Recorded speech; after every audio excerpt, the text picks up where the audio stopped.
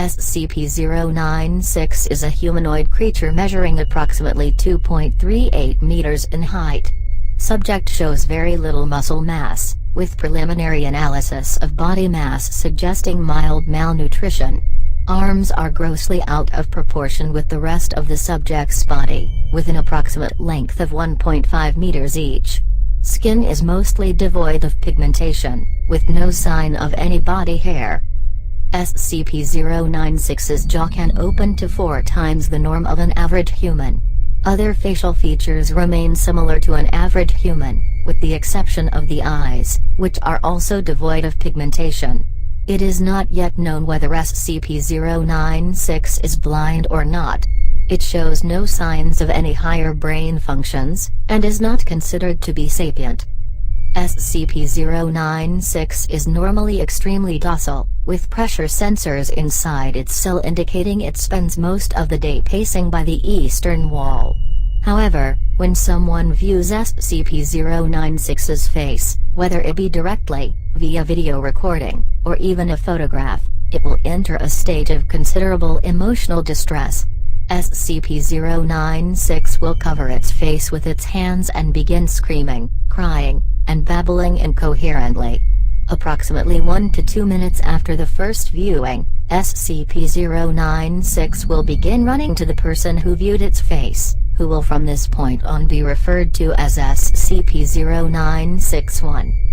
Documented speeds have varied from 35 km per hour to km per hour, and seems to depend on distance from SCP-0961.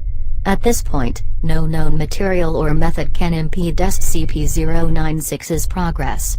The actual position of SCP-0961 does not seem to affect SCP-096's response. It seems to have an innate sense of SCP-0961's location. Note: this reaction does not occur when viewing artistic depictions. Upon arriving at SCP-0961's location, SCP-096 will proceed to kill and, data expunged, SCP-0961. 100% of cases have left no traces of SCP-0961. SCP-096 will then sit down for several minutes before regaining its composure and becoming docile once again. It will then attempt to make its way back to its natural habitat, data redacted.